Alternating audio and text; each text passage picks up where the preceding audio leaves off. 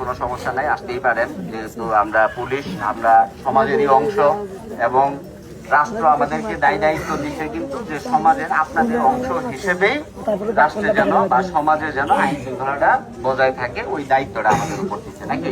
তো আপনাদের কথাটা আমরা একটু শুনি, তারপরে তাহলে ওই অনুযায়ী আমরা কথা বলতে পারবো, অসুবিধা নেই। একটু একজন বা দুইজনে একটু বলেন।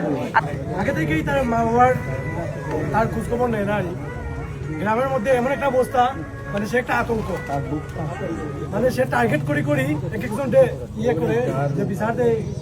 মূলত তার পারিবারিক বিষয় নিয়ে এলাকার গণমান্য ব্যক্তি যারা আছেন তাদেরকে চাপু ফেলায় যে একটা বিয়ে করছিল, তার বউ হয়তো গেছে গিয়া সারাসারি হয়ে গেছে। এখন তার বউ আনিয়া দিতাম আইছে, তার বাবারে কইস, তার বাবে কইছে আমরা নাক গোলারাম না, আপনারা নাক গোলানির যাইম না। তারপর এরকম হইলো, দীর্ঘদিন চলছে। এখন কেউ তার মাত মাতে না। এখন এই রমজান মাসে দেখা যায় প্রতিদিন কোনোদিন নামাজও যায় না।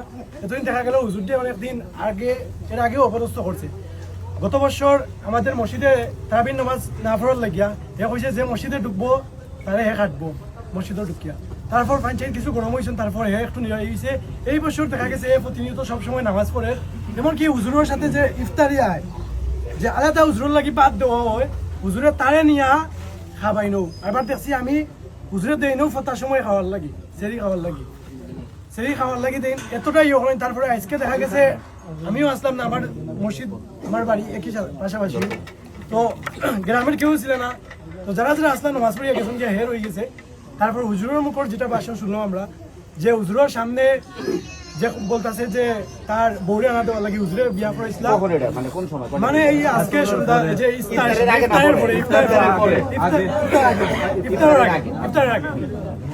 ইফতারের আগে যে হুজুর যে ঘর তার আনিয়া দেওয়ার লাগি।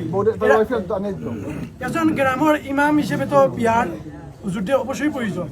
হুজুর যেহেতু গেছলা তার বিয়াত দাওয়াতো, তখন এই হুজুরটি চাপা বলাইছে যে আপনি যদি আমার বউয়া নিয়ে দিতে পারেন না, তাইলে আপনি এখানে ইমামতি করার দরকার নাই, আপনি যাইন গিয়া। তারপর কোরআন শরীফ আনছে, যেহেতু মক্তব করি খান কোরআন শরীফ আছে, আন্তরে আইনিয়া ফাওয়ার নিচে ফালাইছে। আমি যে কোরআন শরীফ উঠতাম, আপনার কিটা কষ্ট লাগেন না?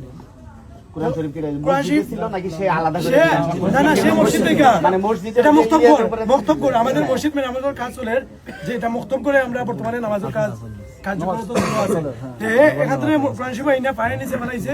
ফালাইয়া কইছে যে আপনার কিটা কষ্ট লাগেন না? হুজুরে কইছেন যে আপনার শাস্তি আপনি পাইবা, আল্লাহ দিবা। তারপর আল্লাহ আমার বাল ছিনিতে ছিড়লেও।